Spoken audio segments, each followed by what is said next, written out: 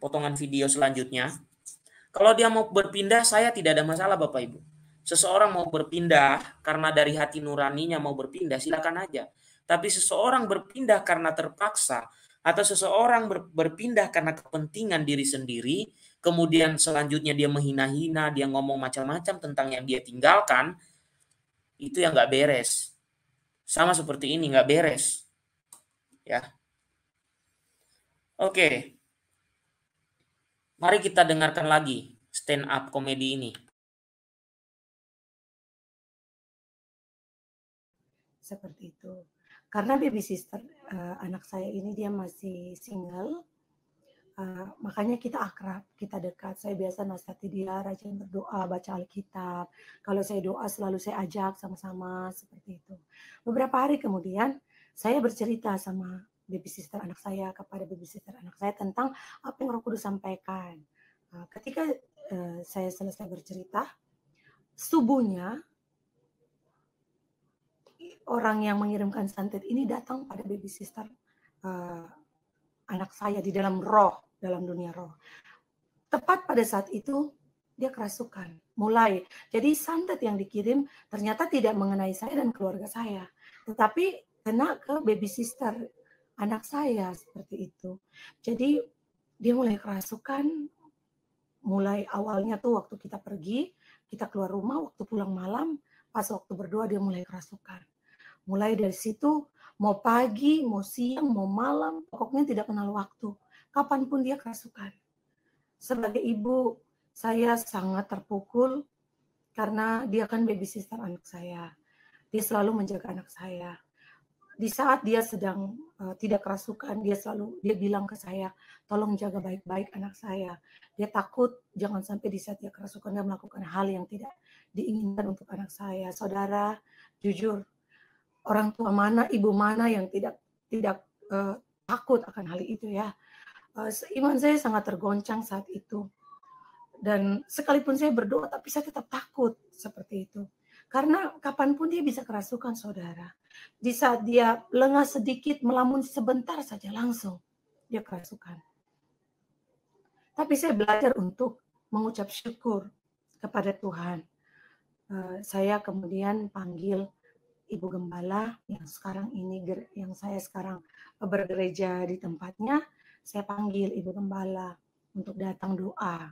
Karena ipar saya juga dulu pernah datang berdoa pada Ibu Gembala. Jadi saya tahu, saya panggil waktu datang kita berdoa. Nah, Roh Kudus membuka, maksudnya Roh Kudus bukakan semuanya melalui doa Ibu Gembala, akhirnya terbuka. Saya mulai tahu, oh jadi rupanya ini alasan orang ini santet saya, alasannya apa-apa, akhirnya saya tahu seperti itu. Dan mengapa sampai kena baby sister anak saya, akhirnya saya mengerti begitu, karena Roh Kudus bukakan. Nah, terus kemudian Ibu Gembala berkata pada saya, sudah kita doa saja, nanti Tuhan yang akan bekerja, jalan Tuhan saja yang akan jadi. Akhirnya sudah saya mulai berdoa, kebetulan daerah tempat tinggal dari baby sister anak saya ini tidak ada pesawat, jadi harus pakai kapal. Karena itu saya berpikir untuk kirimkan dia kembali pulang ke dulu pada orang tuanya karena keadaannya yang seperti ini. Kemudian saat kita cek kapal, ternyata kapal tidak ada, saudara. Jujur saja, saya belajar untuk menerima semua, meskipun rasanya itu luar biasa sangat berat saat itu. Iman saya sangat tergoncang saat itu. Tapi saya belajar untuk tidak mengeluh. Saya bahkan berdoa pada Tuhan saat itu. Saya bilang, Tuhan, saya sudah berdoa. Aduh, Ibu yang cantik. Ibu nggak bisa bedakan ya, orang kesurupan dan orang disantet. Masa hal sederhana begini Ibu nggak tahu? Ibu mau menipu tuh yang pinter dong. Nggak bisa bedakan santet dan kerasukan setan. Ngalunya terlalu banyak, Bu. Ini mempermalukan diri Ibu loh. Bu, tidak perlu kan saya harus jelaskan soal santet. Tidak perlu saya jelaskan soal kerasukan, bukan? Oke lah Bapak Ibu ya. Nanti saya singgung sedikit soal itu. Lalu tadi dia mengatakan begini, ini tidak pusing saudara Amor. Ini untuk menjelaskan kepada teman-teman yang terpengaruh dengan ibu ini. Ya, dia mau menipu tetapi ketahuan bohongnya kok. Lah, yang kena santet dan kerasukan tuh beda, ya. Oke Bapak Ibu ya. Gini, dia mengatakan dia di dalam roh. Nah, ini nih yang saya sangat meskipun di Katolik ada karismatik Katolik, Bapak Ibu, saya tuh paling mempertanyakan soal ini. Yang orang yang mengklaim diri dia hidup di dalam roh, atau dia di dalam roh lalu dia melihat suatu penglihatan. Ini perlu diuji ya, perkataan semacam ini. Ya. Ini juga sama ini ngomongnya. Ketika dia berada di dalam roh, datang kepada babysitter itu adalah santet tadi yang dia ceritakan di awal, lalu babysitter ini kerasukan. Bu, kalau kerasukan sama disantet itu beda. Begini, saya punya pengalaman Bapak Ibu, mungkin saya pernah cerita. Saya berdua dengan teman saya pernah menyembuhkan orang yang kerasukan setan. Jadi cerita singkatnya begini. Perempuan ini adalah dia beragama Islam. Lalu dia kerasukan. Kalau orang kerasukan beda dengan disantet. Kalau disantet itu bisa dalam bentuk penyakit tertentu, ya. Bisa dalam bentuk misalnya tiba-tiba mati atau terjatuh atau apa yang terjadi gitu ya. Kalau kerasukan, ya ciri-cirinya pasti dia akan, biasanya, ini yang biasa ya saya ceritakan ini. Pasti ada yang nggak biasa juga. Biasanya matanya berubah. Waktu itu Bapak Ibu, waduh, bulu kuduk saya naik jadinya. Oke, Bapak Ibu mengerti nggak bulu kuduk? Jangan sampai salah ya pengertiannya. Dicari aja di kamus kalau tidak ngerti bulu kuduk apa. Jadi orang yang kerasukan biasanya matanya berubah. Waktu itu yang pengalaman saya, itu matanya berubah seperti mata kucing di malam hari. Kalau Bapak Ibu pernah lihat kucing di malam hari, itu matanya bersinar, gitu ya. Lalu suaranya berubah. Yang kerasukan ini kan perempuan, suaranya laki-laki, berubah. Lalu ketika kejadian itu Bapak Ibu, laki-laki ini dia bilang gini, saya ini adalah orang tuanya, orang tua dari perempuan ini, dia bilang. Saya orang tuanya, saya mau bawa dia pergi. Oke, saya mau bawa dia pergi. Lalu saat itu, karena kita tahu bahwa ini nggak biasa, suaranya laki-laki, matanya begitu, ya udah kita pegang. Nah ini pengalaman dulu Bapak Ibu ya, supaya membedakan dengan omongan ibu ini. Lalu dia pergi, cewek ini pergi dengan suara laki-laki dan matanya seperti tadi. Lalu kami kejar, kami tangkap dia, mau kemana? Terus suaranya suara cowok yang keluar. Aku mau bawa anakku ini, kata dia. Akhirnya kami pegang, kekuatannya 2 kali lipat Bapak Ibu. Jadi ya ada sekitar 5 orang laki-laki memegang dia dan itu bisa terpental loh. Nah, akhirnya setelah beberapa saat lamanya kami tangkap dia karena dia bawa, dan itu ya bisa saja dia bawa kemana gitu kan, kita nggak tahu. Takutnya kan dia bawa ke jurang kah atau kemana kan kita takut. Akhirnya setelah sekuat tenaga kami membawanya, bawa ke rumah.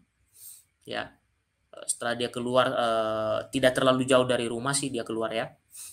Kami bawa. Lalu karena dia ini adalah beragama Islam, kami panggil Pak Ustadz di situ dan Ibu Hajah yang ada di sekitar situ. Kami panggil.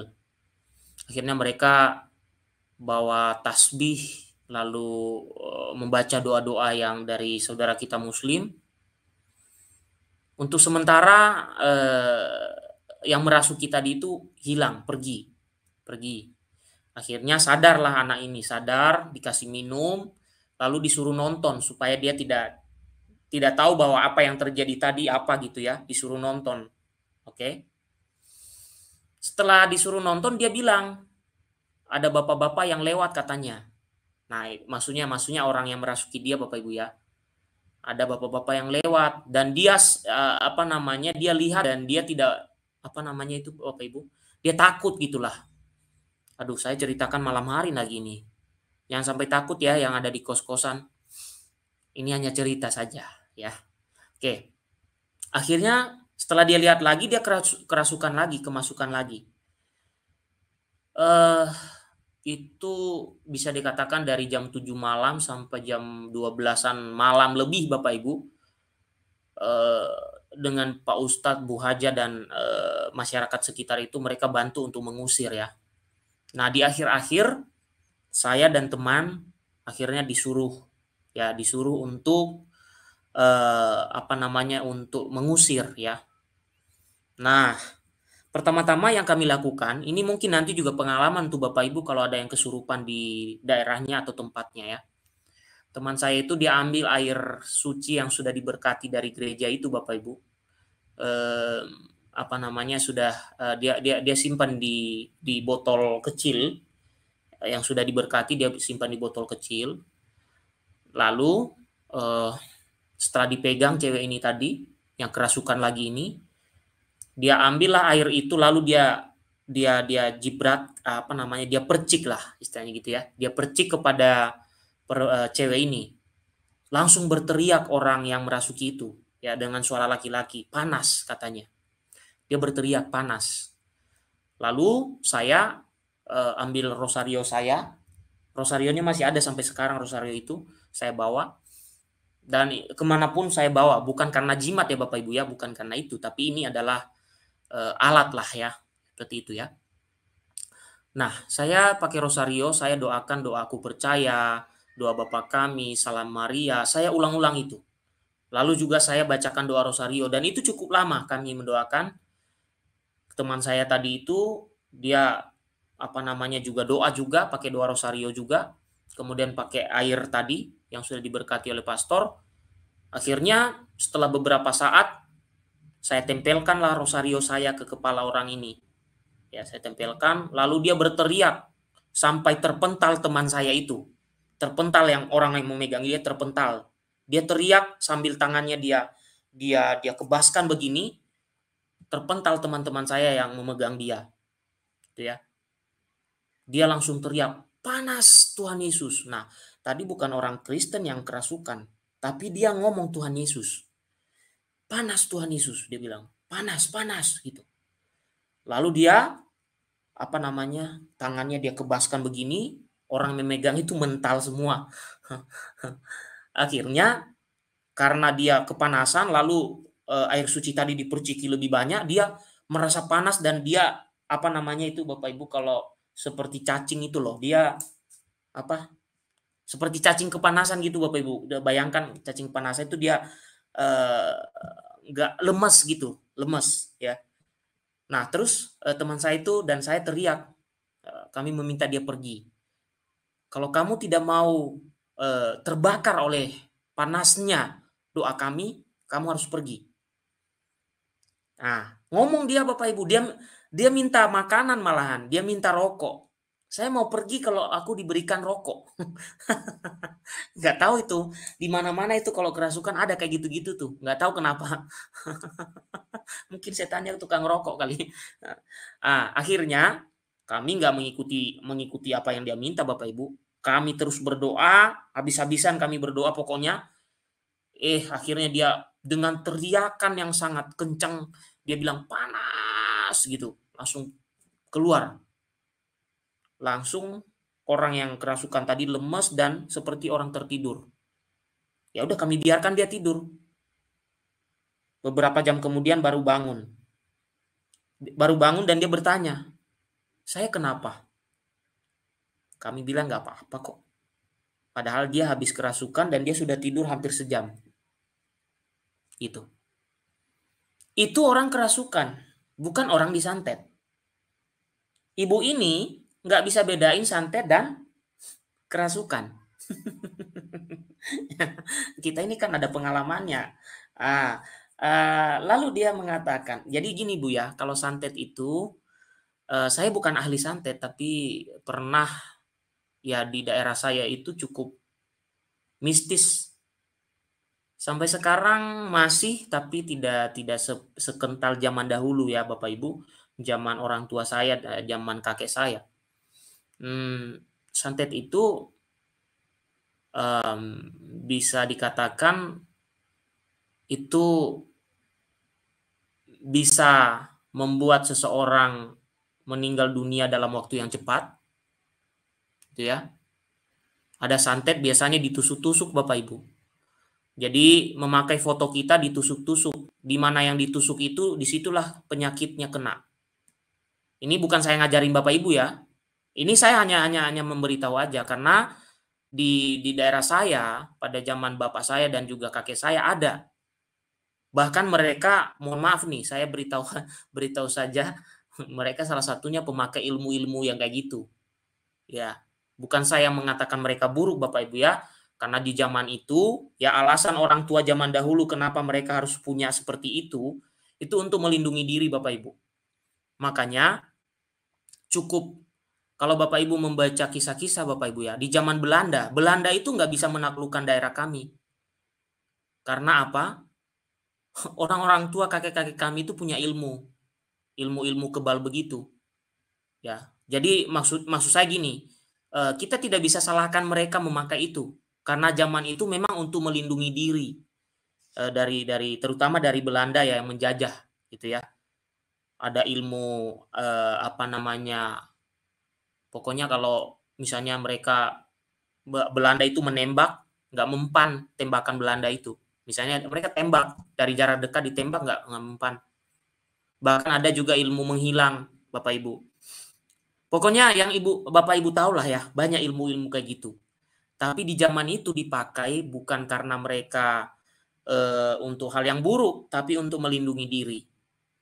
Nah, kurang lebih saya mengerti sedikit soal santet-santet ini.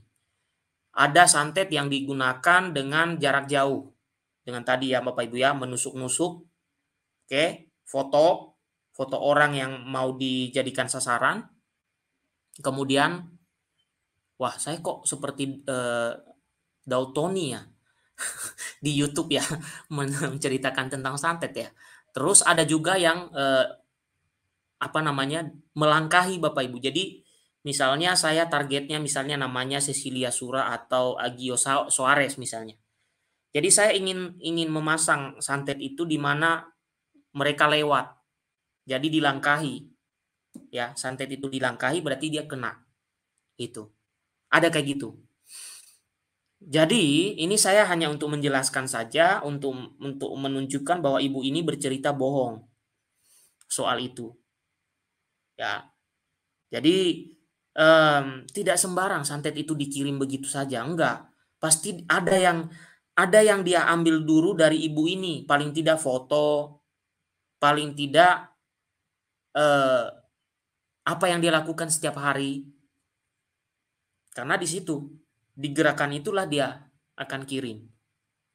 Nah, inilah saya juga bingung ibu ini. Katanya dia seorang yang beriman, tapi takut dengan santet. Takut dengan santet dalam arti begini.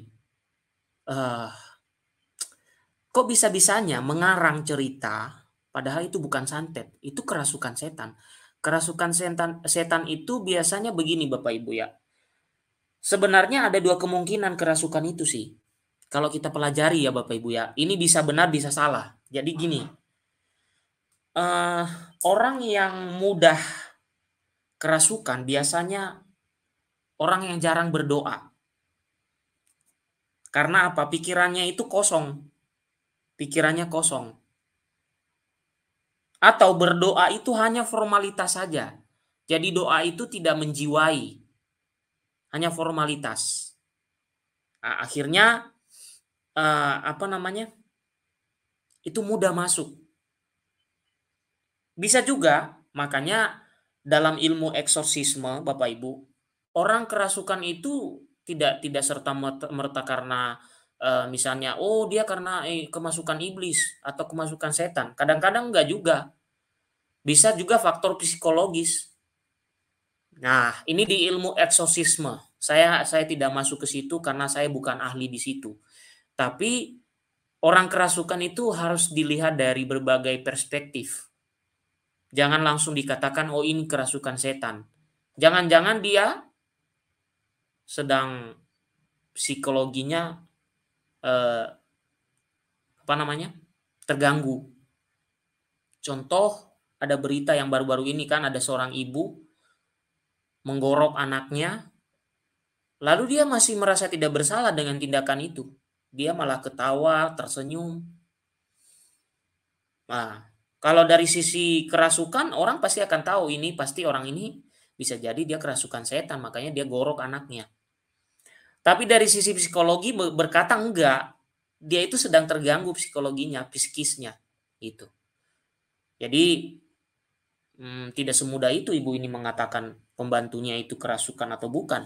Dia harus tahu dulu ini benar kerasukan atau bukan.